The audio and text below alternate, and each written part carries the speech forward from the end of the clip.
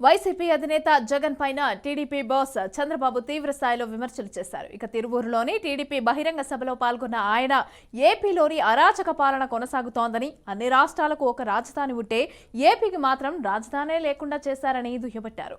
ఇక హైదరాబాద్ వెలిగిపోతూ ఉంటే అమరావతి వెలవెలపోతోందని అన్నారు. అసలు లోకేష్ పవన్లను తిట్టిన వారికే సీట్లు ఇస్తున్నారని సెటైర్లు వేశారు. ఆ రోజు సైబరాబాద్ నగరాన్ని నిర్మాణం చేశాను. నా కోసరం చేయలా, మా పిల్లల కోసరం చేశా, ప్రజల కోసరం చేశా. దానివల్ల వాళ్ళు బాగుపడ్డారు. ఉద్యోగాలు కావాలన్నా, లేకపోతే ఆదాయం ప్రభుత్వానికి రావాలన్నా అలాంటి సిటీ ఉండాల్సిన అవసరం ఉంది. ఒక పక్క హైదరాబాద్ వెలిగిపోతా ఉంది. ఎవరేశారు దానికి నాంది? ఒక సైబరాబాద్ తో గాని, ఒక ఔటర్ రింగ్ రోడ్డు గాని, ఒక ఎయిర్పోర్ట్ గాని ఆ రోజు నాంది పలికాం.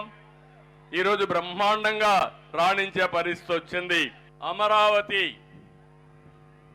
రాజధాని ఏం తమ్ముళ్ళు, ఎవరైనా రాజధానిని కాపాడుకుంటారు తప్ప ఉండే రాజధాని తీసేసే వ్యక్తులను ఎప్పుడన్నా చూశారా అని మిమ్మల్ని అడుగుతున్నా.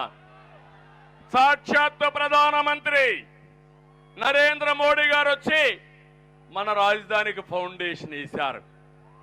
ఎన్నికల ముందు ఇదే ముఖ్యమంత్రి చెప్పాడు, ప్రతిపక్ష నాయకుడిగా రాజధాని మారదు, నేను ఇల్లు కట్టుకున్నాను, ఇక్కడే ఉంటుందన్నాడు. ఒక అసమర్థుడు వస్తే కొంతవరకు నష్టపోతాం, కానీ ఒక దుర్మార్గుడు రాష్ట్రాన్ని సర్వనాశనం చేయడానికి వచ్చినప్పుడు తిరిగి కోలుకోలేని నష్టాన్ని మనం పడ్డామని చెప్పి కూడా నేను మీకు తెలియజేస్తున్నా. ఈ రాష్ట్రంలో అందరూ బాధితులే, అవునా కాదా? మీరందరూ కూడా బాధితులే, అవునా కాదా? బాధితులు అనుకుంటే చేలిపైకెత్తండి.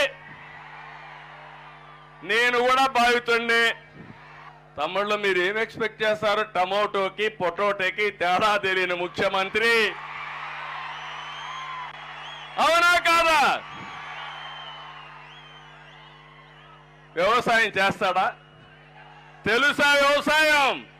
ప్రతిరోజు మాటలు చెప్పి ఎదురుదాడి చేసి నానా బూతులు తిట్టించి తద్వారా రాజకీయం అనుకుంటున్నాడు.